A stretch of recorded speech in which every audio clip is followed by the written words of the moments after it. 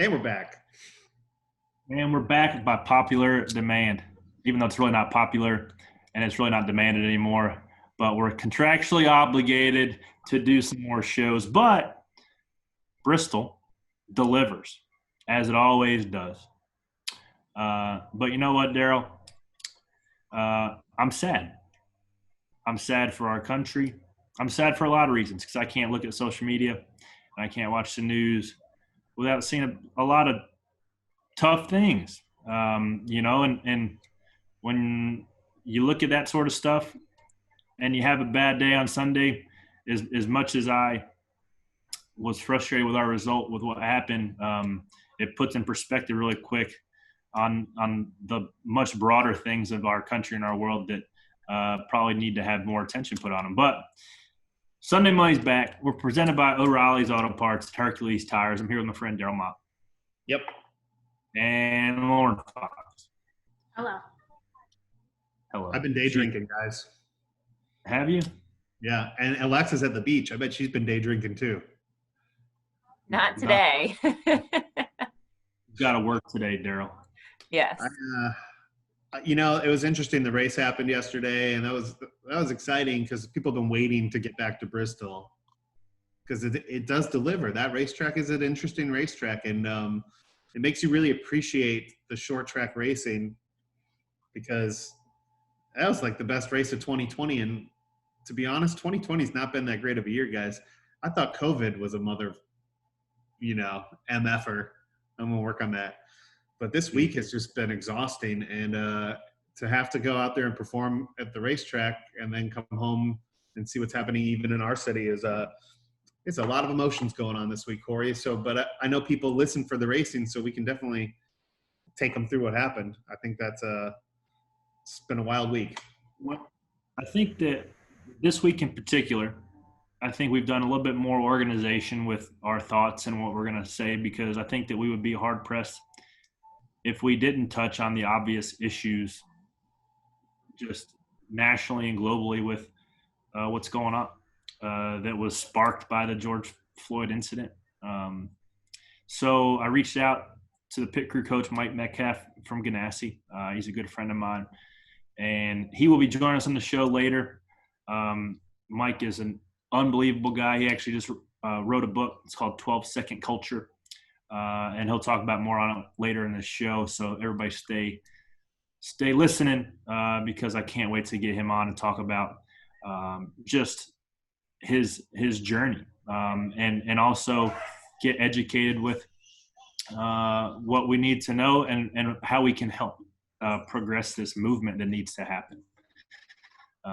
So yeah, I mean, it's still weird. It's still weird waking up in the morning, cooking breakfast, and hanging out and giving little man a bottle and then driving 3 hours up the road, getting your little temperature checked, sitting in your car for another hour, and then just racing 500 laps of Bristol and then driving home. No autographs, no fluff, no pre-race interviews, no nothing.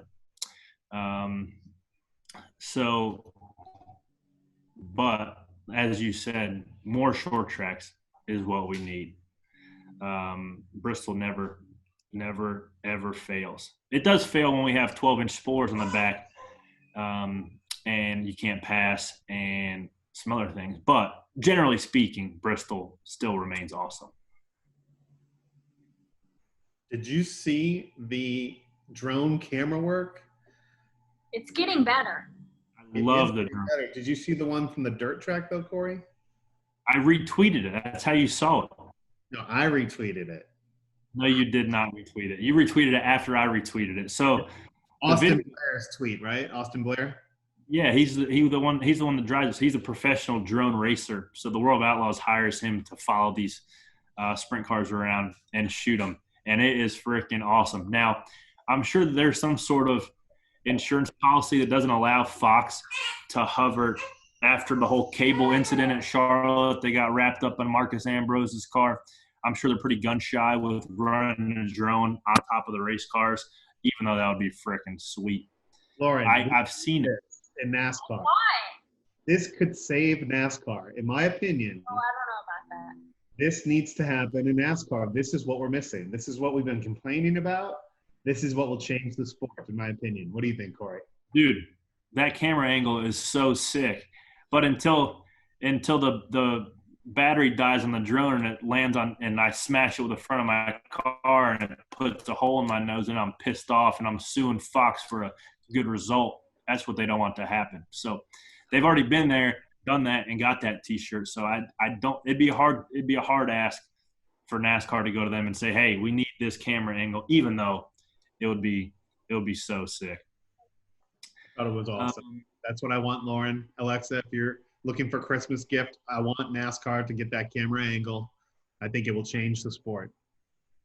I don't know about changing the sport. The sport's going to be the same no matter what camera angle you use. But the best camera angle is actually getting your ass to the racetrack and watching it yourself in the grandstands. That's what is the best angle.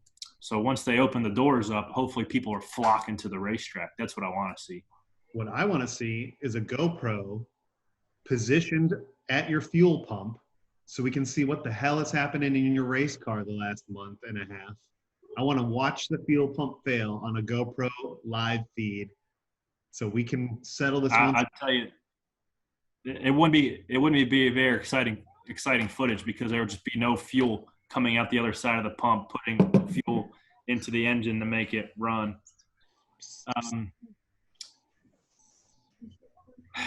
So, yeah, you can put some salt in the wound, Daryl.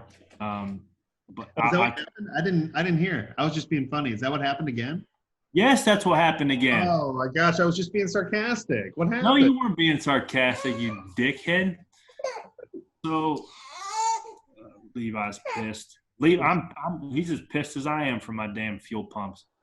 Lauren, you get up, you brush your teeth, you look at yourself in the mirror and do your affirmations. I'm Corey. I'm going to finish good today. You put on your little fire suit and clean your beard. You drive 3 hours through the mountains. You talk to Brendan Poole on the pit road for a little bit, which, by the way, he appreciated that.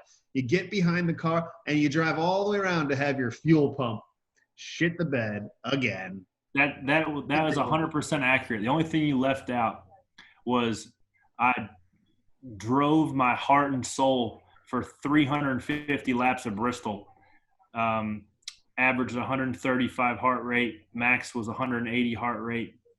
And then, sure enough, I was betrayed by a pump that's supposed to pump whatever octane fuel this is into our engine for the third time in 8 races. But who's counting? I'm actually keeping notes to record how many times. You're like the Sandlot race car driver. You have like the crummy glove and the bad like bases, and you got the hand-me-down parts. Like what? How is this happening how's it happened more than twice? We don't buy the new stuff. How much is a fuel pump? That has been the conversation I've been having for the last 3 weeks. Yeah, I mean maybe I can go GoFundMe or something. About $1,200. Okay, that's it. 12. That is it. And I have even offered to buy 3 fuel cells worth of fuel pumps just so I can sleep at night. Because if this happens again, I might just get out and light the car on fire because it's just so frustrating jumping in there and being let down when you're having a good run. If we were running 31st all day, that wouldn't have happened. We'd just cruise around, bit terrible. Get you out of your misery. But when everybody wrecks, Jimmy wrecks, Ricky Stenhouse, and the whole field gets piled up, we were going to finish 13th to 15th easily. And sure enough, we finished 32nd. So, but it's getting harder to defend you as a friend, just so you know. That's fine. It's harder to defend me as a race car driver to myself when I look at myself in the mirror.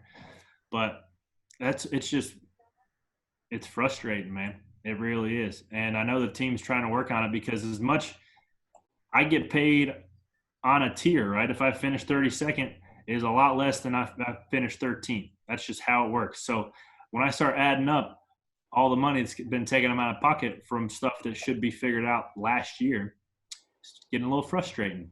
But also, the team should be incentivized to fix it as well because they're missing out on probably 10 times more than what I'm missing out on. So I don't know why we can't fix it. Dear Archie, you should write Archie a letter. Maybe you could express yourself. I've talked, and I don't.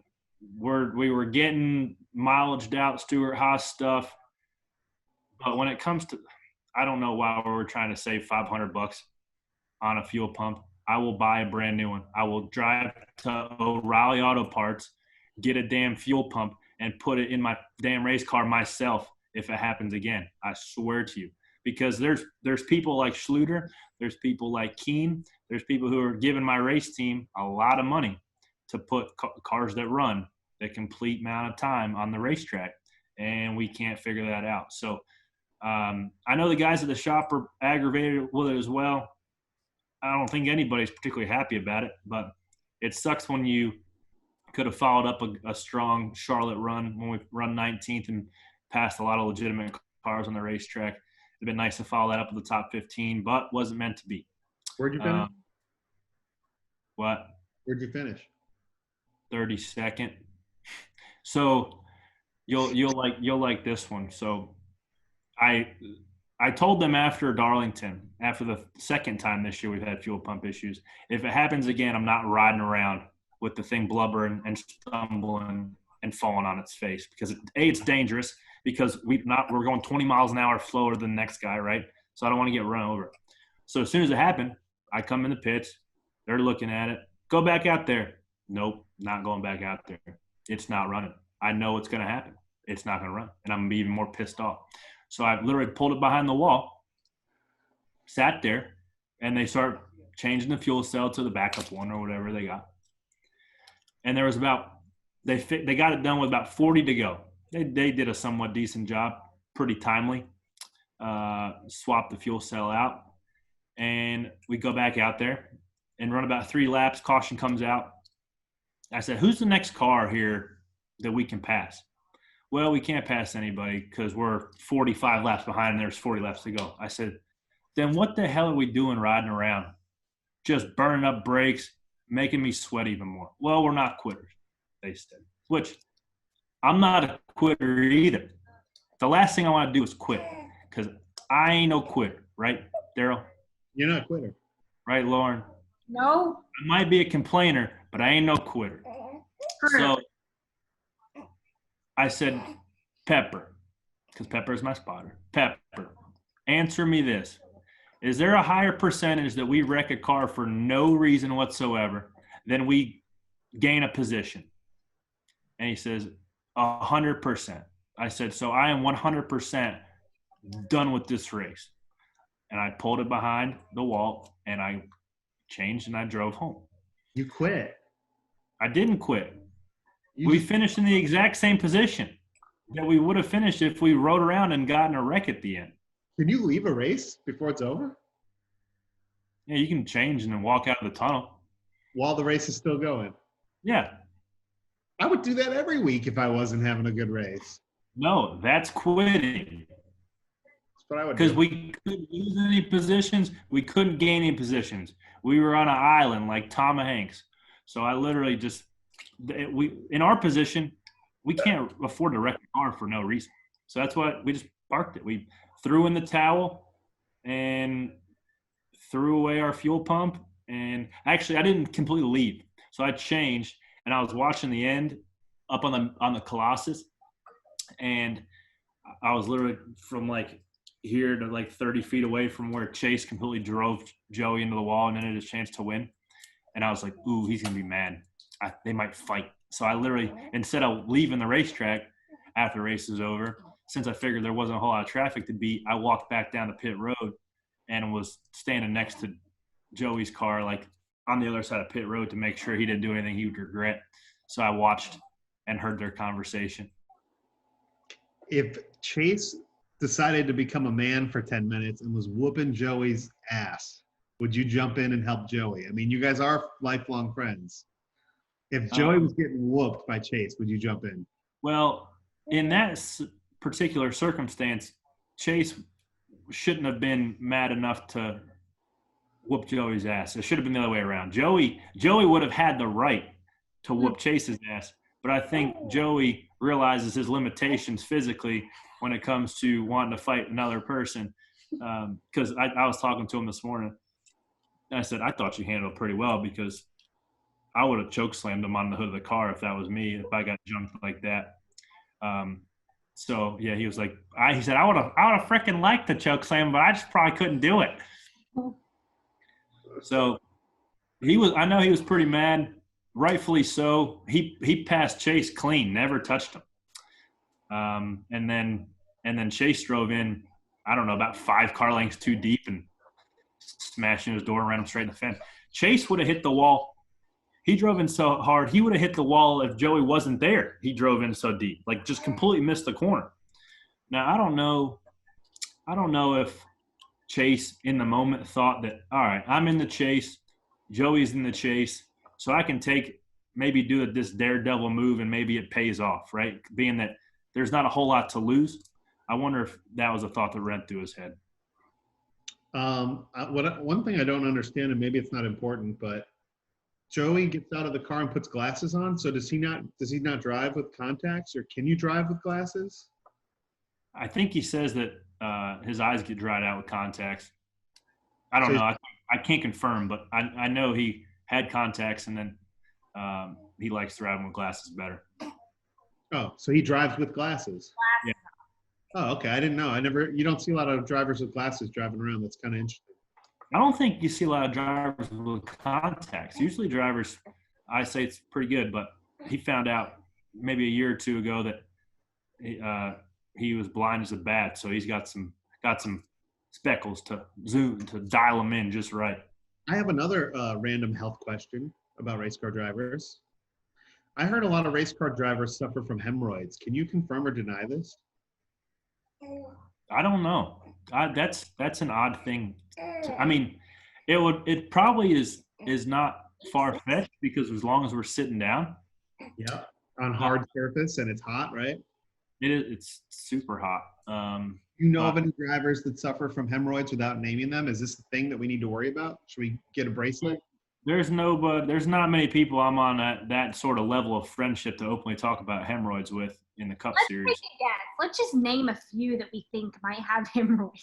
I know for a fact that several drivers have talked about it, but I thought Corey would know way more than I would know. Yeah. I know somebody that likes to get that area massaged a little bit, but I don't know if that's because he has hemorrhoids or not. Yeah. I don't know, but there's probably a former model who used to work in the sport that might be able to tell us. Daryl, I didn't know that you could have Memorial Day parties during a pandemic, by the way. I heard one of our famous NASCAR drivers on the lake had a big Memorial Day bash, and I thought for sure we're still under quarantine, but maybe not on that side of the tracks. Yeah, I don't know. I wasn't invited, so I don't know how many people went, but yeah, I'm sure they had fun. Well, do you have an opinion on the wreck? I mean, you're just basically saying it was Chase's fault, obviously, which everyone kind of felt. It was 100% Chase's fault. Now, it made it exciting, for sure. It was a ballsy move. I really don't know how he thought that was going to turn out, but also I've never been in a race. I've never been in a position to win a Cup race either. So who am I to say? But when you've been driving this far into the corner for 499 laps. When you drive into the corner this far on the last corner, or I guess the second to last lap, it's probably not going to stick, which it did not. But on the other side of that, like I mentioned earlier, I'm glad that it didn't affect. Like if Joey was out of the playoffs and that took, was his chance to win to get into the playoffs, I'm sure he would have been livid. But the fact that they're both locked in and it's beyond just pride in a trophy and a bonus check, it didn't have playoff implications. So I was glad to see, something like that didn't happen. Whether, if it was like Matt DiBenedetto going for the win, that's how his first win was lost. That would be a different story. And I also think that Chase probably would have raced him a little bit different, being that person wouldn't be locked into the chase, or the playoffs. But Was there like on Twitter, there was some argument over like an apology? Did you see basically? I was there. I was 5 feet away from that when they were talking. So what was the problem? There wasn't an apology, or he wasn't happy with the apology? no, Chase never apologized to him. Like Joey was like, "Whoa, like what the hell? Where were you going? You were never going to make the corner in a million years when you drove in that deep." And Chase looked, "Man, I don't know, I'm just going for the win, man. I don't know. I was just going for the win, got loose. I think I got a tire down," which he did not have a tire go down. No, that was use. Turn 3 at Bristol. If you drive in a little bit too deep, you slide the left rear. That's just, you're on the ragged edge there already when you drive in to your normal lift spot. But when you drive it in 3 car lengths past that, I'm going to tell you what's going to happen. You're going to get sideways. You're going to get loose, and you're going to hit the person on the outside of you, and that's what happened. You know, so it's funny to see the Chase fans change their tune all of a sudden. That Kyle Busch wrecked him on purpose, which he did, and he misjudged where his car was by about 4 inches and got Chase in the left rear, versus when Chase misjudged driving his car into the corner about 40 feet too deep. Those people were very silent on social media after that. Can we talk about the fact that I'm tired of these Cup drivers dominating the Truck Series? It's bullshit. Well, oh yeah, we could talk about the bounty. Do you want to talk about that after the break? Huh? Yeah, we'll take a break. Let's take a break. Stick around. We got a lot more stuff coming up.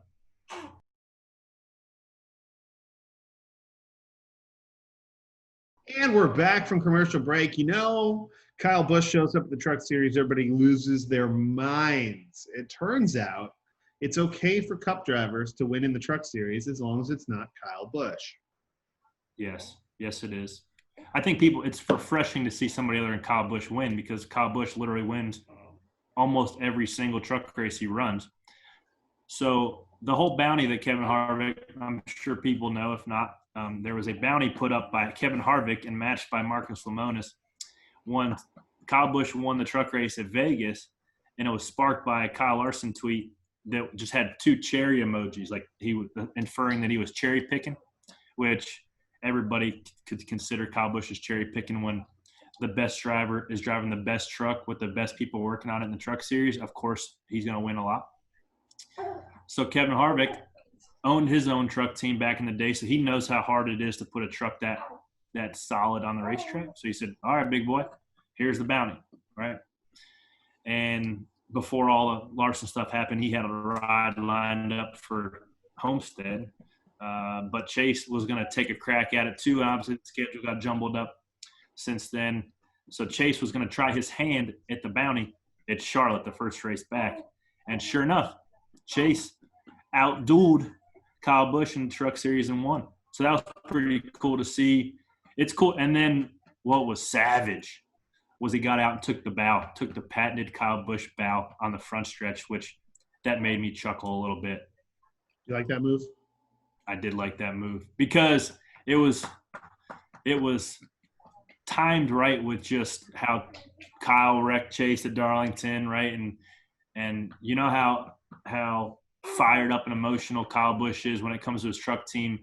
That was kind of like a little bit of a turn of the knife in the gut after that. So that was cool to see. It's cool to see.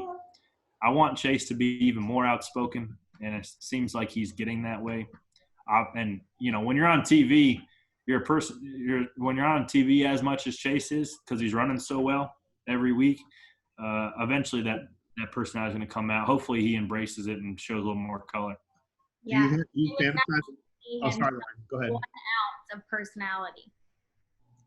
You said not even 1 ounce? No, I said it was nice to see him show that much personality. 1 ounce of personality is coming out. So we need to keep filling this bottle up, Chase. Keep going. Good job. Lauren, do you think Corey has secretly planned what he's going to do for the day that he wins a race? Like what his move's going to be? 100%. He stands in front of the bathroom mirror in the mornings, I bet, and he like practices like number 1. Yeah, I'm gonna dab. Have I thought about it? Hell yeah, you think about it. But Are you gonna cry? I would probably cry like a baby. I would cry like that. That's how I would sound. Because it would be a shitload of work coming to fruition to win a cup race. Like that's what my Sorry, hold on. Hey, Dad, it's Corey. Did you watch your race? I did it, Dad. Dad, I did it. I did it finally, Dad. Yeah. Would you call your daddy and tell him? He'd Well, probably he would tell be Corey watching. missed I the mean, corner. he would talk about some corner I missed or some lap car didn't pass fast enough on lap 12 or something like that. But he listens to the radio each and every week and gives me constructive criticism, I guess is probably the best way to put it. Are you proud of me, Paul? Paul, are you proud of me? No, he'll text me when we have a good day. Right? He texts me after Charlotte because ran well and passed some good guys at the end, like Priest and Bell and Eric Amarola and Chris Buescher. But then he'll send me the text after Bristol and ask how the used parts place is going for us. Does he say anything about the fact that you literally are having equipment failure? I mean, he must be weighing in at this point. He knows what we're up against. He knows the money that we spend on the parts that we get. And when we have mechanical issues, it really isn't that surprising. I mean, when you get stuff secondhand passed down from other race teams, there's a reason why the race teams are getting rid of it, because it has a higher chance of failing. And if you can save $500 over the course of the year over 10 times, well, I guess that's in our case worth it.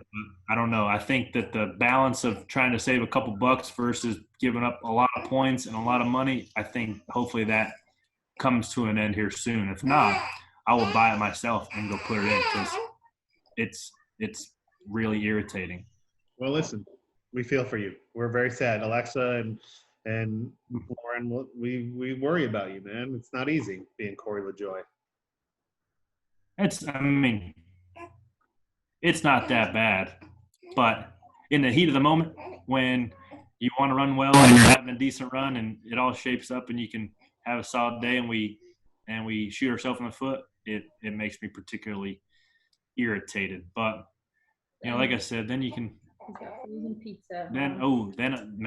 I had a frozen pizza stuck in the oven last night when I got home. I stuck it in the oven. She stuck it in the oven when I got home. And that thing hit the spot. I'm telling you. That made everything right.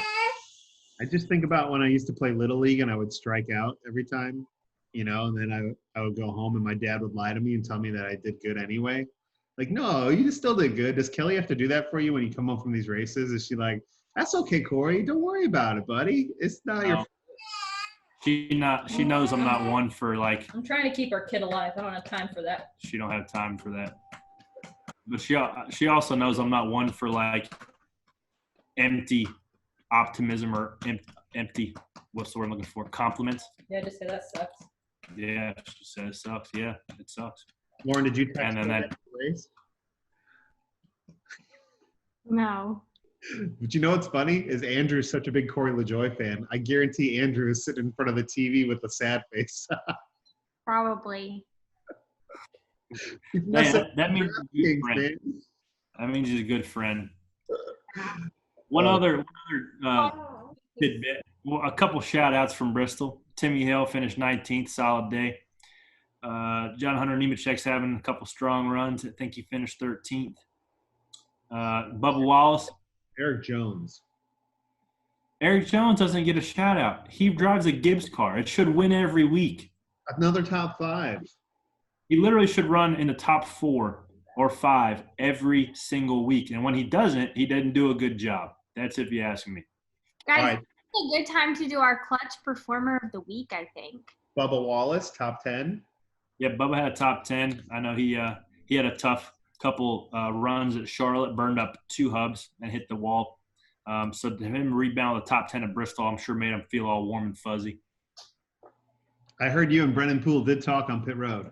I like Brennan. I like going down there and looking at his hair because his hair is magnificent. Like I really go down there. It's like I just make small talk with him, but I'm really looking at his hair the whole time, trying to see if he has any pointers for me. Well, he said Corey came and talked to me. I said, well, what did he talk about?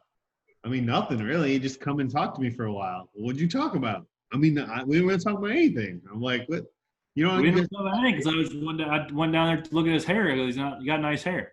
No, I went because that was Brennan's first cup race at Bristol. You know, I was kind of giving him warning how slick the track was going to be and how much the bottom lane jumbles up on a restart and stuff like that. Just because he was starting directly behind me, so the last thing we needed was, you know, for the lane to jumble up, and we both have our days ended early. So his car didn't seem like it drove very good. He had a long day, went a couple laps down. I've been there. What's I would the? rather, huh? What do they put stuff on the track again? That was the problem last time. How was it this time? Last time they put good. rubber all over the track, right? No, they put the PJ1, the traction compound down, which I think makes it good. They threw a whole nother wrench in the program. They ground the top. They actually like diamond grind the outside groove to make it slicker, so the top doesn't get worked in quite as quick. But eventually, it worked its way up there, and it's going to continue working its way up there tonight in the Xfinity race. So it was cool because the racetrack was green. The starting lineup was jumbled up. We had low downforce with the small splitters and the big horsepower, and it made for a good race because I saw a graph earlier today that there was more green flag passing for the lead than there has been there in a long time in Bristol. So more short tracks, I think everybody would agree, but obviously logistically and monetarily, we can't go to Bristol 36 times a year, even though it would be awesome. Hell yeah. Lauren, why don't you talk about something? Yeah, Lauren, we miss you. We want to know what's happening in your world out there in Belmont. Not a lot. Not a lot is going on. You know what's not fair about that, Lauren? Your whole life has changed. People have come to know you as the girl that goes out to eat 5 nights a week. You can't do that during quarantine. Your life has been turned upside down. I know. I've been forced to learn how to cook. Well, that's not going good. Or order pizza. I've had more pizza in the last 3 months from the local pizza parlor, and I'm sick of it. What are you cooking for Andrew so that he stays married to you? Honestly, not a lot. I was really optimistic at the beginning and I was trying to cook, but you burn so many things that you just give up. I don't want him to get used to me cooking for him because that is not the life that I signed up for. No, it is not. Do you have any Do you have any advice for people ordering takeout? Like, what are the ins and outs of this takeout Postmates world that we're living in? I don't know. I realized yesterday I have this messed up thing in my brain where, like, I have no problem dropping a bazillion dollars on useless things, but I'm too cheap to pay the delivery fees, like for your groceries or whatever, you know, food delivery. Are you going to pick up takeout? Is that what you're doing? You're doing like takeout? I'm saving that $4. Yep. I don't think Corey was on last week. Corey, were you here when she told you about her new business venture? Because she's looking for an investor. This is on the DL, okay? Lauren's looking for an investor. Was this the whole pallet? Was this the pallet thing? I don't need an investor, Daryl. I'm an independent woman. I use my own husband's money. Sole entrepreneur. Yes. So, have you gotten another pallet, Lauren? No, I didn't buy any last week. We did have a yard sale this weekend. Like, there's some white trash shit going on in the Fox Gorman household lately. Did you sit in the lawn chair with the little cash register? Oh yeah. Except for I didn't buy a cash register. I just used a Tupperware container from my kitchen. Well, we had a yard sale. It was a community-wide yard sale that I organized. That's what I've been doing. What was the big take? What was your profits? I can't tell you. It's crazy world out there right now. I can't be telling y'all how much cash I got sitting around. Did you sell out more of your junk than you thought, or was it not as successful as you hoped? Nah, it was super successful.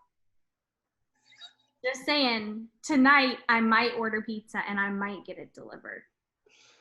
It's the good life over there, Corey. This is what it's all about. It must have went well if she's getting it delivered. She don't have to go pick it up. That's right. Are you gonna tip the guy that drops it off too, a couple bucks or what? Well, I've always been doing that, but yeah, definitely. I might throw him a couple more dollars. You literally have a kitchen you don't use. Nope. Did you get your new couch yet? Yes, I did. That was another drama that we had last week. I about had to ruin this guy's life, this furniture store that I bought my couch from. But it's fine. I got it figured out. They called me last Tuesday. They said, "Hello, Mrs. Gorman. This is so-and-so with so-and-so. We have your couch. We'll be there in 20 minutes. I'm like, well, thanks for the heads up. Good thing I have nothing better to do than sit around my house all day long. On the floor. Yeah, on the air mattress. I had to hurry up really quick and deflate my air mattress, put it away, and clean my floor so that my couch could get delivered. And then what happened? They brought it in? Brought it in. They set it up. It's a And couch. What do you mean set it up? we've been living the good life. What do you mean set it up? It's a couch. They set it down. Yeah, well, you got to unwrap it. They had to unwrap it out of the plastic and out of the boxes and stuff, and Did you tip? a fresh couch. Yeah. They were like these college boys, you know, so Andrew, that just hits right at home for him. You know, he was like, Lauren, you got to give them more money than that. They need some beer money. I was like, okay.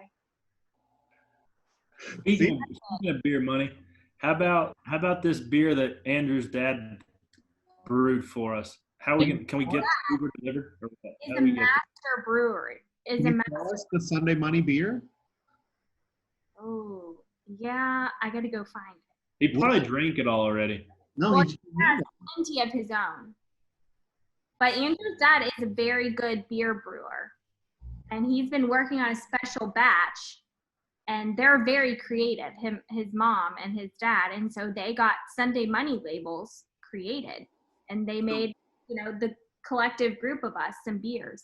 So show these. Shoney's? What? Show us. Oh, I don't know. I don't know where it is, Daryl. I had to move it out of my kitchen because it was taking up too much space on my counter. I'm texting Andrew right now, Corey. Go ahead. I mean, we're making some hay at this stuff, Daryl. If we're getting our own beer labeled after us, Right. called Sunday Money. Now, could people go buy Sunday Money brouhaha somewhere? Yeah, I think that there's probably some laws in place that we're not allowed to sell alcohol to people. Well, we could rekindle the old bootleggers time in NASCAR. We'll transport it in the back of I'll make a false panel in the back of the Lincoln truck and start delivering it.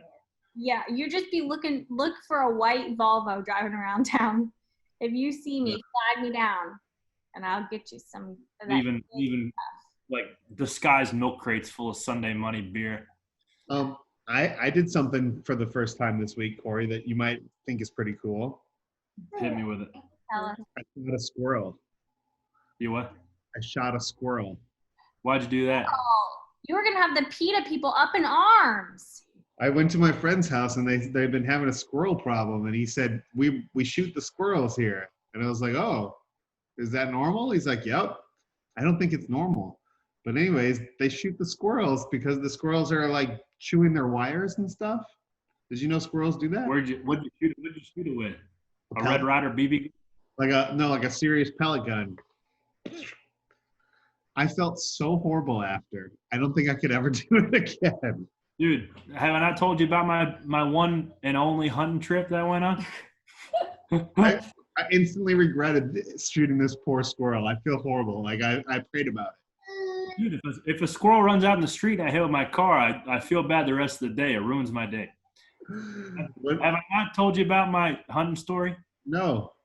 Old sponsor on the ARC car had a hunting camp down in Georgia. So we were down there. I've never even shot. I think I might have shot a gun twice before this in my life.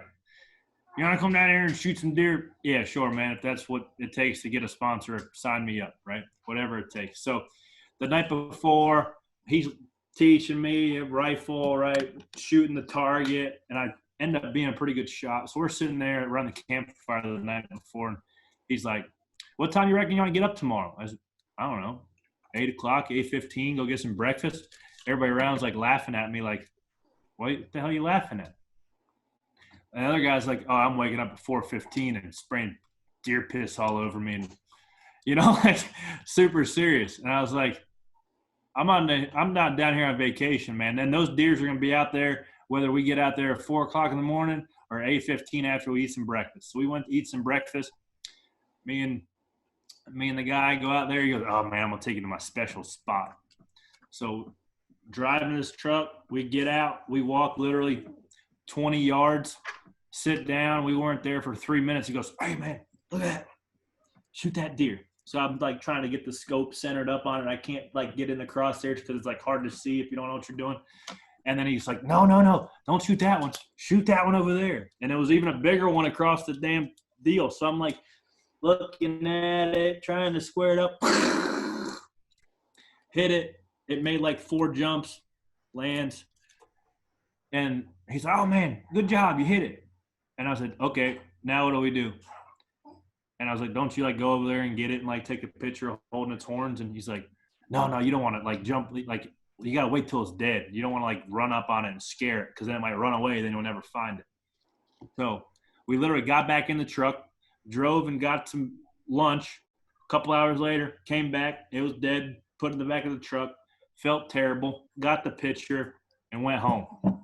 It was the easiest hunting trip of all time. I felt like I wasn't even a sportsman. It was like went to the shooting gallery and took this poor deer's life that I never ate, didn't do nothing. So, I mean, I'm all for hunting if you're going to use it for food and all that. And I do think if you're actually like having to track an animal and like so it doesn't smell you, that would be pretty cool. But my one hunting experience, I felt bad about it because it wasn't even like hard. It was like right there in front of me and I just shot it and I felt bad because I wasn't going to eat it or nothing because the guy kept it and did his deal. I'm not into squirrel hunting. I'm done. Yeah. Same. I hung up my pellet gun. Done. Here, Daryl. Andrew brought you a beer. See, I text Andrew. Here we go. Let's see it. Look at this. Nice. These Yeah. are vintage. These are the old logo. Andrew, it's 4:55 p.m. We can't taste it. Can you taste it for us and tell us what it tastes like? Andrew, what's it similar to?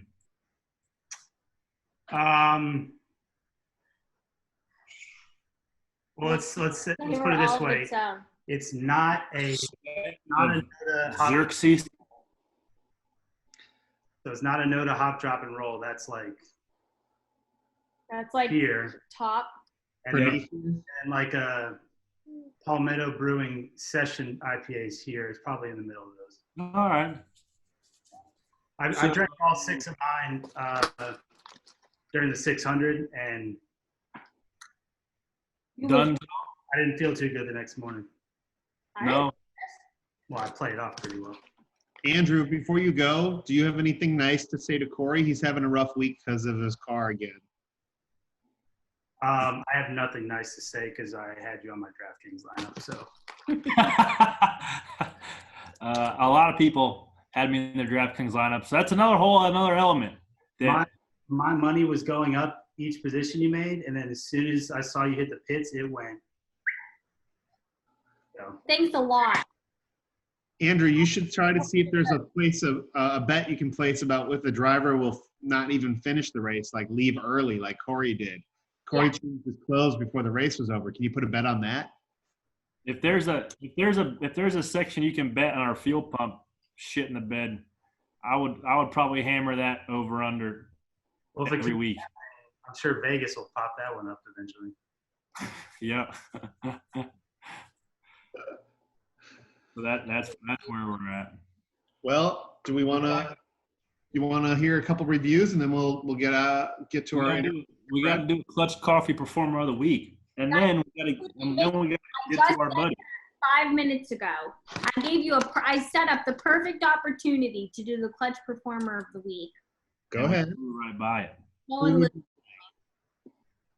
Who do we give it to? You know, I'm gonna give it to Timmy Hill. I think he did. I mean, he did a good job. Some guys wrecked, some attrition, but that's Bristol. He kept his car clean, got in the lead lap, finished there, and got him a top 20. That's big for that team because they don't usually have a whole lot of speed. But Timmy got on a wheel and tapped into those iRacing senses and got the job done. The Clutch Performer of the Week is brought to you by Clutch Coffee Bar in Mooresville, North Carolina. You can order Clutch Coffee Beans online and have them shipped directly to you. So go to clutchcoffeebar.com. Congratulations to Timmy Hill, the Clutch Performer of the Week. woohoo! Good job. Let's read some reviews and then we'll introduce our guest. Corey, you missed these last week because you had to go somewhere. Sorry to the guy who said they want less baby noises. T-Poi Nation, please film without babies crying in the background. 3 stars. You good, Daryl? I think I was here for that one. Yeah. Okay. Next one. Sorry. Waiting for Corey to Snap by Coffee Driven.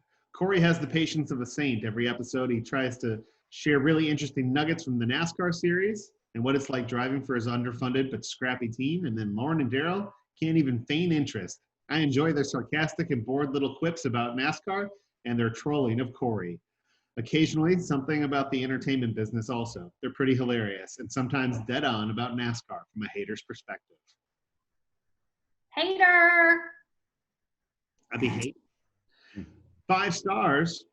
My girlfriend used to work with Corey back in 2017, and she told me that she thought we'd get along because we have similar personalities. Sounds like somebody had a crush on Corey. When I found out that he had a podcast, I decided to give it a listen, and she was right. Sunday Money reminds me a lot of a radio show that I did in college, where we did everything off the cuff and said a bunch of things that we were probably going to get in trouble for, but had a blast doing it anyway. The only difference being you guys do it sober and don't leave an hour early to go to the bar.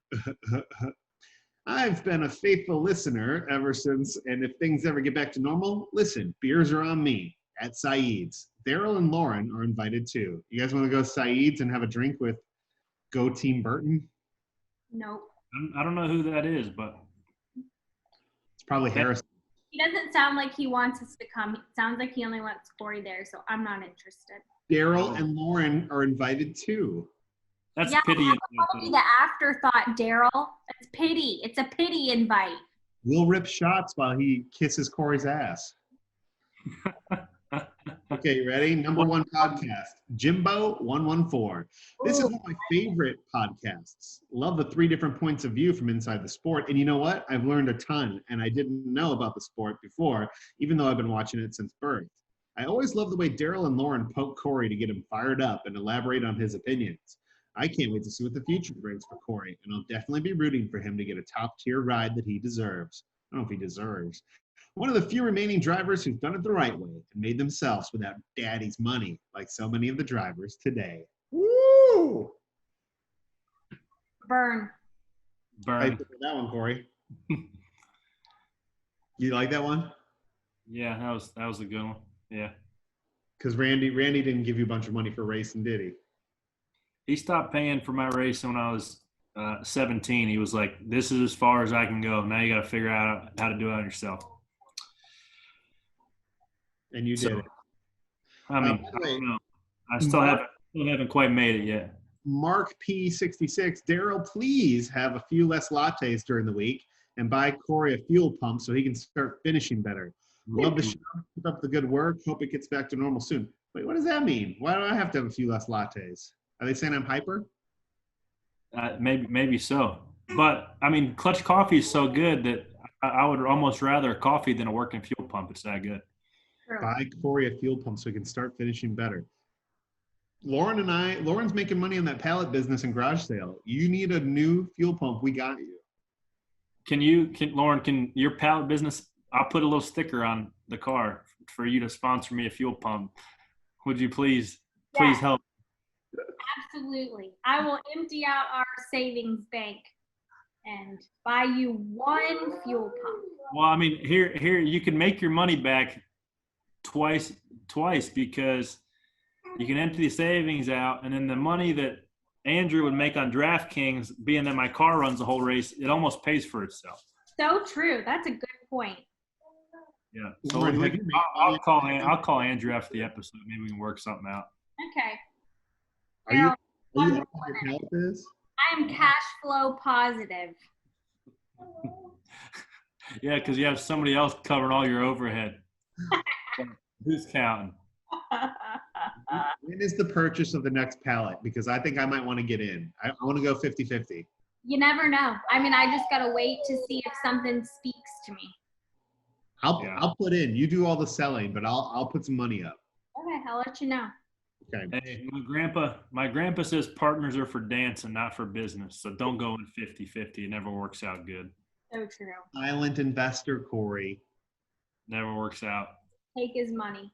It is O Rewards Bonus Points Month. It's O Rewards Bonus Points Month at O'Reilly Auto Parts. Stop in today for store-wide savings. Plus, earn double O Rewards points on all sale items like wiper blades, motor oil, fuel pumps, tools, accessories, and more.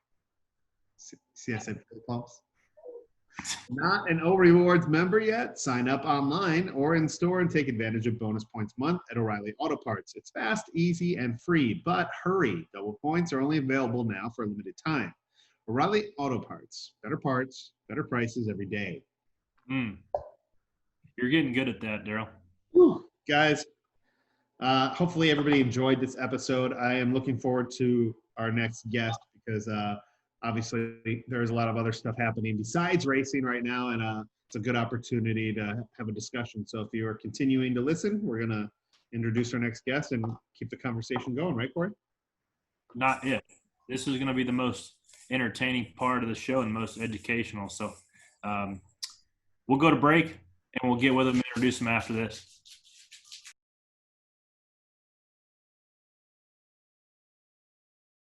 All right. So I'll lead it. So you and Sean Pete both co-wrote the book, correct? 12-Second Culture. Yep, correct. Is it available to buy yet? It is, yeah. 12secondculturebook.com. It's pretty fun, man. There's some funny stories. There's some sad stories, but I think overall, the goal was to make to draw interest to the NASCAR community from people that may historically not be interested in it. And so a lot of people, business leaders that we've talked to have said, man, I wish I could get my team to operate like a pit crew, but they don't really know what that means or what goes into that. Or people have seen our pit crew culture or just the racing culture. You know, it's all about speed and, you know, crash carts and backup cars and like all these contingency plans of how to pivot when things don't go right. And they're like, man, I wish my boss thought the way that, you know, you guys think about, you know, change and scenarios and things like that. And so we're like, we should write a book. You want to know how a pit crew operates? Here, there you go. Buy the book. 12 chapters. It reads pretty quick. It's like 170 pages maybe. And it's built on the pillars of diversity, efficiency, culture, and kindness. When Sean and we left Waltrip, and I think in 12 and got to Ganassi, and no offense to those guys that we inherited then, but I mean, it was a dumpster fire. And so we had to try to figure out, with not a ton of resources, we didn't get the money that Gibbs and Hendrick had and Stuart Haas to go just buy the talent that we wanted. We had to build it and create it, and we had to do that through the culture. And so this book is kind of that story. Our guys are really competitive. The 42 has been, you know, a finalist for Pit Crew of the Year a couple of times. We've won Community Comcast Awards. We've won races off of pit road. And so it just kind of tells that story, but the end theme is kindness, you know, and how important it is for us to take care of ourselves, be kind to ourselves, gracious to ourselves, and then let that kindness kind of flow out into those around us. And when we can be kind to each other, we can do, you know, anything's possible. That 100%. And I think sports and racing falls right into this. Sports have an amazing way of unifying all walks, right? Because you're working towards the common goal. And I wish that we could be more educated to figure out what the end goal is for society, to ultimately be a team and try to bust out a 12-second pit stop. But right now, that's almost it's almost for myself looking at it, it's hard to tell where the goalpost is, and that's why I'm trying to educate myself through reading different things, and that's why I'm trying to repost all the positive and peaceful protest things, because I do think that those people have a clear view of where the goalpost is. That's why I wanted to ask you, how can we use the camaraderie of sports and apply that into real life and just unify our country and community. Yeah, I think a lot of people right now want to move beyond being social media warriors. There's like, okay, there's all this great content and I see that and I want to do something about it. I think it's up to us, in sports. I mean, our pit crew is incredibly diverse. We got all kind of backgrounds. It's easily the most probably diverse pit crew department ever. And I think it's up for us to show that it's possible. I think a lot of people want things to happen. We can show that there's examples of things working. I'd love so it might be a little bit of spoiler alert, but I was talking to Justin Marks last night and he was hitting Ben Kennedy up about maybe doing like maybe a competition caution on lap 8 and maybe like a 46-second pause, and 8 minutes and 46 seconds was the amount of time that George Floyd was under the officer's knee. Little things like that, I think, could go a long way to moving the needle. You don't even have to make a statement about it. Just do it and say, hey, man, it felt like the right thing to do with what is going on. And the fan base isn't just white or black. There's a lot of people that support our sport. And I haven't got the content together yet, but okay, so the word race, obviously that's an important word for all of us just as the human race, but we are in racing. But if you put a G in front of that, there's a word called grace. And I think that's the key right now. I think it's having grace for each other. I think it's, Black folks having grace for things that have happened in the past. And for, just sometimes it's ignorant. Sometimes it's just like good nature. Just, I've just never been exposed to any of this. And I don't know, help me. And then I think there's some great, there's opportunities for grace on every side. And I think that'll be key to us, moving forward. That'll preach right there. I could ask questions all day, Daryl, but what did you have? What do you want to conversate about here? Well, have you been on social media the last 24 hours? You've been checking in with our industry? Yeah, it's I've kind of tried to stay off of it, to be honest. I kind of got a little overwhelmed this weekend just with conversations, and it's interesting because the deeper you dive into it, the more like painful stories come out. And so it kind of makes you sad, but at the same time, man, we're having these conversations. This is new and this is great and this is needed. And so I've kind of taken a break the last couple of days, to be honest. Well, since we have you here, I'm hoping the conversation that we can really help with, even if it's one race fan. A lot of drivers were very silent the first couple of days. And then last night, tons of drivers came out of the woodwork and showed solidarity. But if you go into the comments with our fans, a lot of our fans, not all our fans, not all people, but a lot of our fans are saying, but this, but looting, but not everybody, but not all cops. But how do we help people understand that's not really what the conversation is about? Yes, you can feel a different way about each part of what's happening. Yeah, I think so there was I'm in Charlotte. There were some protests last Friday, and the area that they were in is predominantly Black area. And I know a guy who's a business owner in that area. And he said he was there kind of on guard just to protect his store and assets. And he said that about 90% of the people were from out of town. They weren't Charlotteans. They weren't locals.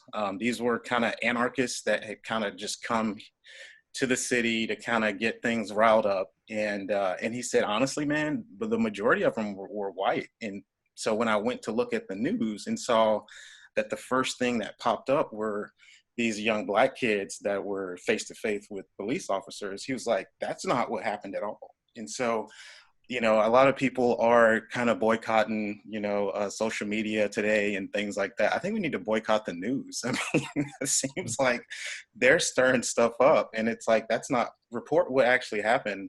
And I think, and so that leads us to comment sections like, well, why should we take any further steps to help a group of people that all they're doing is just causing chaos? And but that it doesn't seem like in Charlotte, and I can't speak for others, but because I had people say the same thing in Charleston. So I get it. Looting is not the answer. You have people that protest peacefully and feel like they didn't get the answers they wanted, and so it's like, all right, well, let's try something different.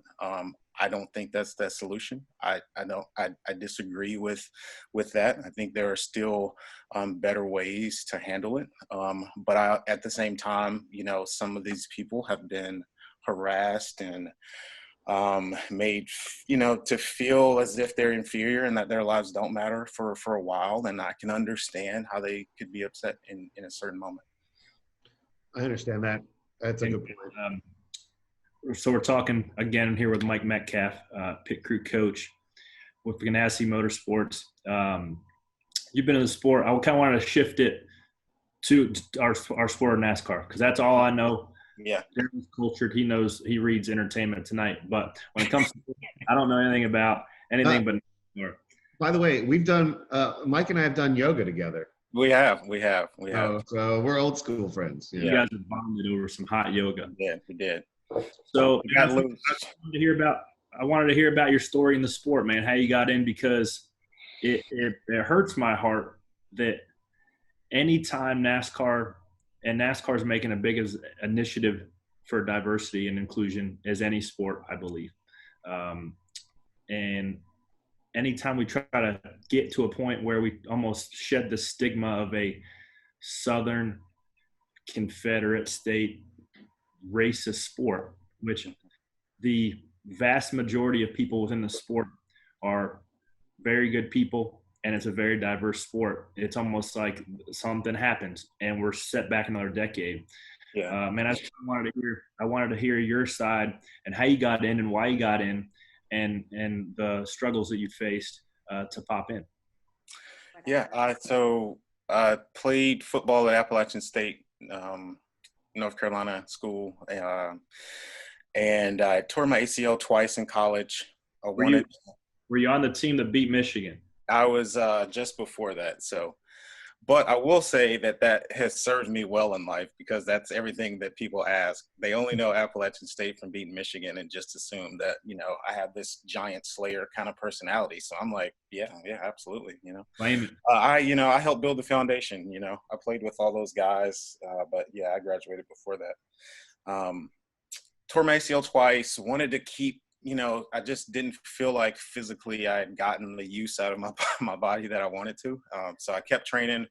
I had a workout in Indianapolis for a bunch of different scouts, NFL Europe, Canadian leagues, things like that. And in training for that, I got linked up with this agent and then trainer who was at UNC Chapel Hill. He had moved to Charlotte to train Steve Smith and Julius Peppers, some of these big name athletes. And then it was like me, nothing like those monsters. But yeah, I kept training. I went to that workout, and he ended up somehow picking up, I think, Casey Kane as a client. And so Casey introduced him to Ray Evernham, and then they brought Ben on to train the pit crews. Ray was over at Hendrick, where the Rainbow Warriors were. He was one of the first guys to really try to go after athletes. And so once Evernham got going, he was like, no, I want all athletes. And so I went in for like a workout in August of 2005, and I knew nothing about racing. I'm from Charlotte. It was crazy. I never watched one. And I don't, looking back, I'm like, how's that even possible? It's a massive thing. You can't get away from the traffic. It's everywhere. This was in a boom, of the sport. And I didn't know anything about it, but I think it kind of speaks to how, not black NASCAR was at the time. Like, I just literally had no idea. So I go to this race shop and I'm like blown away of how big it is, the scope of it. They said they wanted to hire me. And so that was in August. I ended up working there starting in January of 06. And so I've been in racing ever since. How much has the sport changed from 2005 when you jumped in to where we're at in 2020? Man, ooh. I mean, I don't have enough time to answer that one, but I think some of the bigger changes have been obviously, for on the pit crew side, going from 7 to 6 to 5 has really changed the dynamic and the choreography. I will say that, if I had to try to get into the sport now as a pit crew guy, I don't know if I'd be able to do it because some of these guys are just incredibly, we've had 2 Navy SEALs, we've had, military, like high performing, high functioning individuals that are really attracted to this now because of how competitive it is. When I started, I think you would get a bonus for doing anything under a 13.2 with 7 people. And now when you do a 13.2 with 5, they're like, hey, you boys need to pick it up. Like, what? I thought that was pretty good, So it's just gotten more and more competitive, and that's on the track. And then outside of it, it's no different. The business operations teams, the salespeople, it's hard. It's hard to one of our biz development guys had worked for, I want to say it was about 10 months with a company that you would know, trying to get to the CEO to have a conversation about partnership. And he thought all of it was going well, and the conversation was over in about 15 seconds. He, after 10 months of working, pitching, climbing his way up, he went to this guy and said, all right, man, so glad we could finally, talk about what our opportunities are. And he was like, yeah, question. So what can you do for me that I can't do on Facebook, Google, or Amazon for a fraction of the cost? And he paused and he was like, all right, well, cool. Well, when you can figure that out, we can pick it up from there. Have a great day. And that was it. Conversation over, 10 months down the journey. And so it's constantly important for us to evolve, not just the cars and the aero and the bodies, but to evolve as like, what product are we giving, others? Like, how are we making marketing more unique than any other sport or business opportunity? And so it's just a lot more competitive. Everything's tighter. I agree 100%. Lauren just joined us. Hopefully Poppy's doctor's appointment went okay. All good. So we're talking with Mike. I'm not sure if you two have met before, but Mike's a good friend. Lauren's a good friend. Lauren and I went to high school together. Oh, wow. Okay. So, and we just ramble on every Tuesday. But we get to have cool guests on like you. So, man, I just appreciate you coming on. Lauren just popped in before you were covering your book, but I don't know if we were recording, but where can you go get 12-second culture? 12secondculturebook.com. So just the name, add book to the end.com. We'll eventually get it on Amazon and in Barnes and Nobles, but right now it's just through the website. And it's it's a good project. I think it came out, it was supposed to have been done early in the year. We released it the week that racing started back, which I think was a lot of fun. And there's also a chapter in there about diversity that I think could be really important for just the time that we're in now. I think a lot of people are looking for, different ways to unpack what that word means and then how it can, be an asset. And I always say, for our group at Ganassi Racing, our pit crew department, diversity is our strength. It's what helps us come together. When one arm is weak, the other is strong. And so I think it's a word that gets hijacked often, but at its core, it's a strength. Mike, I wanted to ask though, Corey, where you work, Mike, not every team looks like your team. Not every team is like your team. Do you ever feel like you have to defend NASCAR? I know when I travel sometimes and people find out what I do, they kind of give me a look and go, oh, NASCAR? And I try to tell them, well, we work there. We know it's not what you think it is. But yeah, I know a lot of teams don't look as diverse as your team currently is, and hopefully we get to a point where a lot more do. Do you feel like you need to defend the sport sometimes, or have you had experiences where you did?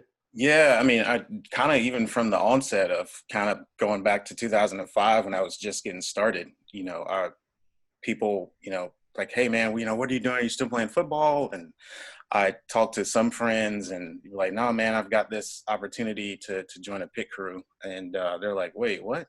Black people don't do NASCAR. And I'm like, these are my friends, like people that you think should be supporting you, it's like, okay, well, here we go. Because if that's how they feel, then I know how it's going to be, as you get the journey going. And so, yeah, I've often had to say,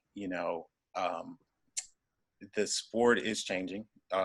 It's just like anything else. Generally, there's a small minority of people that kind of can have a bigger impact or voice than what's actually true and truly going on. I've had a lot of really great experiences. I've had some not great ones, but I don't think that's uncommon to any other industry. And then I think it's been fun. So with the launch of this book, I've been on LinkedIn a bunch and just interacting with leaders and chief diversity officers. And all of them are like, I saw your face and then I saw the caption by your name, and I had to do a double take just to make sure that I was reading accurately that there is a Black man that is leading and pioneering in NASCAR. And I was like, I'm not the only one, like there's a team of people. There's a whole diversity program. There's other people on other teams that have seen success work for us. And I've seen RCR, I've seen Joe Gibbs Racing. The faces are really starting to change. And it's really cool. How can we as a sport,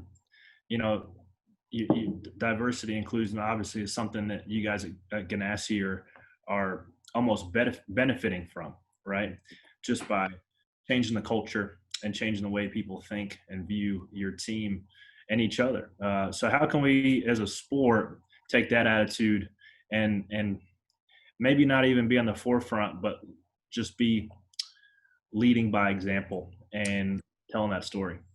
Yeah, and racing's interesting because it's so like driver focused. No offense, Corey, but it's you don't have to do diversity inclusion in football, right? Because so many people of all different shapes of life play football and soccer and things like that.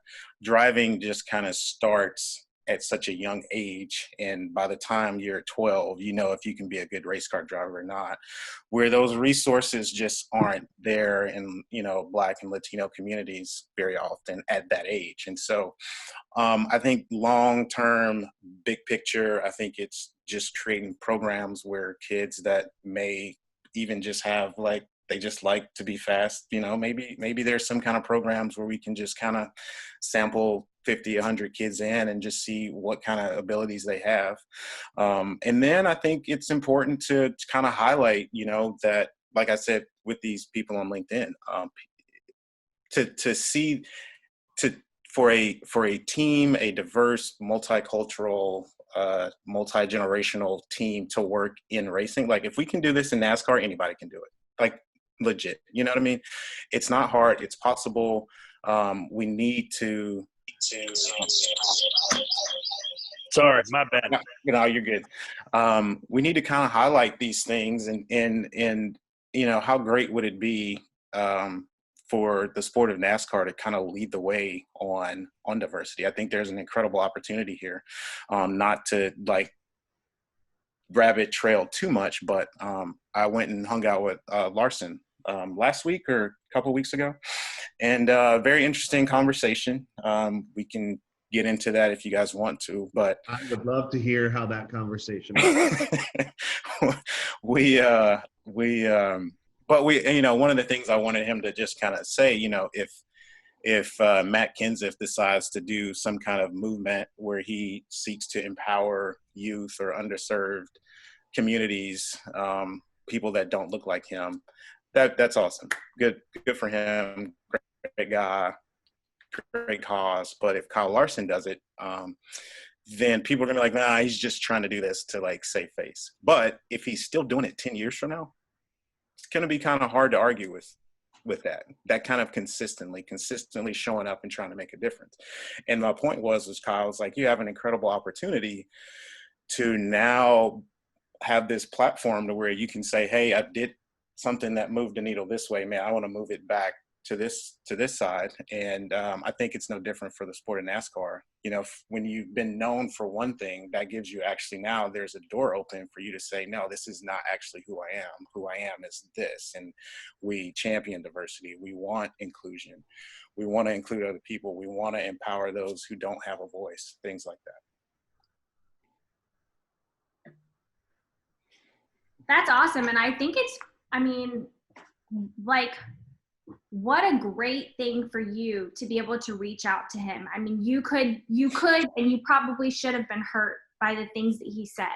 But I mean, I think grace is such a powerful thing. And like, if you can show a little bit of grace, if we can all show a little bit of grace to people who have hurt us, you know, I just think how much better could the world be? How much better could the sport of NASCAR be? And I just want to say hats off to you for reaching out to him and trying to help him better understand. Because if, as people who we don't understand the struggles, there's no way that I am ever going to understand the struggles of being a diverse person in the world or in the sport of NASCAR. And we need people to point those things out to us and help us know how to be better. Yeah. Thanks for saying that. Yeah. I had to do the old switcheroo. I got to run and do serious. So I had to swap from the laptop to the phone. That's why your audio got all funky there. But where did you see Kyle at? Was he here before he went sprint car racing? Yeah, before he was taking off the next day. But I just went up to his shop and we just hung out, kind of did a little lunch kind of meeting kind of deal. And, you know, I think, because I had talked to him on the phone like the week of, you know, Easter, and I don't think it at all set in for him just yet. But it definitely has now. And honestly, man, we both, you know, we kind of got to a point, you know, we kind of eased into it, and then we just got rolling. And that was, you know, there's no point in me in that moment to not just be direct and just blunt about what I think and feel and see. And so, you know, it hurts that, first of all, you know, I thought of all the years that we've kind of put a team together, that I thought this year was going to be the year for the 42. I really did believe that. We were good in 17, but I was like, all the pieces are there. We were points wise, we're running well, and our stuff was terrible. Pit stops weren't good. He wasn't good. The cars weren't good, and we were still running like sixth. And I was like, this is going to be fun here in a few months. And then for it to end like that was just heartbreaking for everybody. Nothing to do with racial tension. It just was unfortunate, because you work really hard to put teams together, and it's not easy. And so you don't just throw another Kyle Larson in the car, you know? So then there's that. There's, you know, and then there's, you know, it's just, what I told him was, I hate that this was the way that you had to realize how big your voice is. Yeah. That, you know, the people you surround yourself with, I was like, you've changed. You're a different guy than the guy that came in, you know, and I think that's some of the people that you have in your life. Moving forward, you need to make sure you have people in your life that you're not paying, because that's not helpful. They're going to just tell you whatever you want to hear and say. And so you got to fix that, you know, and that was the same thing that Bubba told him. Bubba was like, you got to fix your vocabulary, and you got to grow up, and you have to become more mature, because you are Kyle Larson and you make billions of dollars a year, and you have a lot of influence in the decisions and choices that you make affect hundreds of people. And so I think, you know, he was just like, no, I just, you know, it's been very humbling, and I had no idea like how much of an impact I made or had. And he's like, now I realize that like reputation and relationships are all you really have in life. And he's like, I really screwed up most of those. And so, I mean, at that point, we're talking about, legacy, like how you want to be remembered, and he just lost it. I don't want my kids to think I'm a bad person, and I don't want to go to he's like, if I was checking out at a grocery store line and people looked at me, kind of like he kind of had an idea of what they would be thinking, famous race car driver, whatever. And now he's like, I don't know. They think I'm a horrible person, a racist. He was like, I honestly don't even like going outside. I just kind of like stay in a hole. So I could definitely feel like the pain that he had. We talked about, instances of where I've been pulled over by cops at gunpoint and things like that. And he was just like, no, he's like, I don't relate to that. I don't understand that. I've never been through any of that. And I'm, just really sorry that I've made, at a time in the world where we don't need this kind of thing, just made it worse. What do you think? I know I've kind of thought and wondered what his journey back looks like. Have you put any thought to, how long of time it's going to take for that to heal, whether that be the fan base or the sport itself? Yeah, I think I know he's done his training through NASCAR. I know that he wants to drive, but it's not his focus right now. He's just like, he's not really focused on his career. He just wants to get, build social credibility with people and friends and me and Bubba and, guys that he feels like, he's let down, his own teammates, the 42, Chip Ganassi Racing. I'm thinking, there's probably no shot for anything this year. I think maybe some conversations will be had at some point next year. Maybe it's later next year or a year after. But, and one thing I told him too, I mean, you have guys like, Ray Lewis and the list goes on who've made some pretty notable mistakes or have been accused of certain things that have come back from it. And I was like, and like a Ray Lewis, I mean, the guy's incredibly respected. He's a speaker. He's an advocate for the things that he was accused of. And I was like, you need to look at those examples and figure out what they did, run that playbook.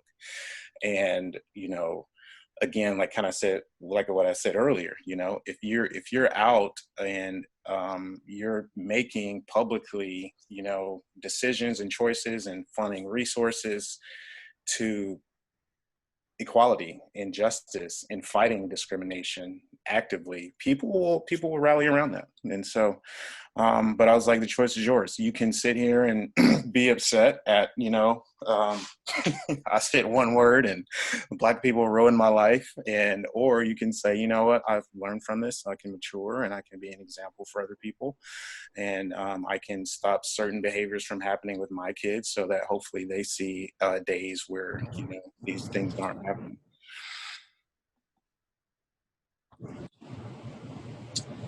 Yeah, and knowing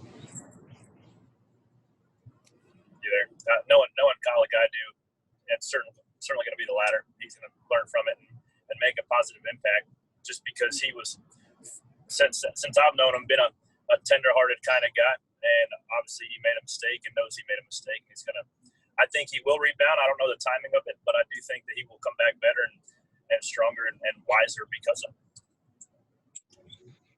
Yeah. Oh man, I think, and I think someone like a Stuart Haas probably would be a good place for him because, like, a lot of times you see him run that Haas CNC car. A lot of sponsors just aren't going to want to touch him for a long time. But if it's a team that kind of sponsors itself, again, like a Stuart Haas, I could see that being an option. And then just kind of that being a proving grounds for, monitoring behavior that might lead to other people saying, okay, yeah, this is a guy that's, safe to interact with. I think obviously there's a lot of like crazy things going on in the world right now. And a lot of people want, kind of moving off of like the Kyle Larson subject, people want to make a change, I think. to me, this time and this kind of like uprising feels different than other times. Like a lot of the people who I typically don't agree with on things like this, even they are like, okay, yes, there is something wrong. We need to make a change in the world. What do you think that we can do in the sport, in the world? What are some things that we can do to try to move forward beyond supporting people on, showing our support on social media? That's one thing. But what are some actions that we can take to move? Yeah, I think the important thing that we have to do is kind of walk a mile in other people's shoes. Like we really have to go beyond just like awareness to like understanding, they used to say knowledge is power, and a friend was saying that I don't know that that's true in a social media area. Knowledge is good, but then finding knowledge, sharing knowledge, digesting knowledge, and then spitting it back out in a way where it's digestible and touchable, that's power. And so it's no longer good enough just to say, okay, I'm aware of a situation. It's like, yeah, let's take action. Let's look at the books that we read. Are we reading books that are different, in subject matter, that maybe are painful for us to read, that are written by authors maybe that don't look like us? Do we have children's books that have faces of different people on them? Are we shopping in different areas and supporting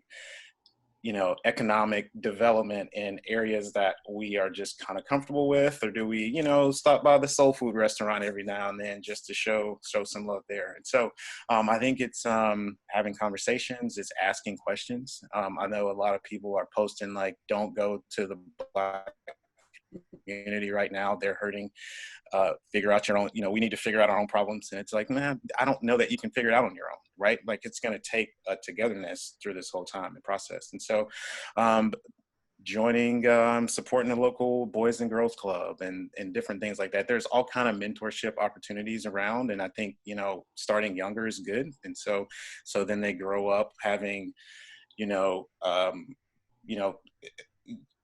I know there's a lot of like camps and stuff that I went to where like, I grew up in Charlotte. I lived in like a middle-class neighborhood, went to a private school, but it was predominantly Black. It was probably like teenage, like early teens before I ever had like real interactions that I can remember with people outside of being Black, and so, and I'm sure you guys could probably say something similar. So, why is that? Where, when you look at kids playing on a playground at 4 or 5 years old, they don't know about any color differences. They're just kids, and then just all play together.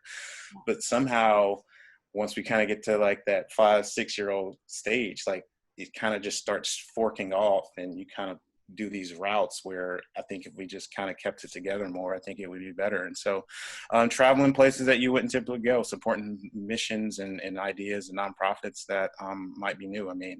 Researching those things, I think will all be good starts. And that's a good segue to the reason why I kind of love Samaritan's Feet and that nonprofit that provides shoes for kids of all shapes and sizes and all over the world. But right here in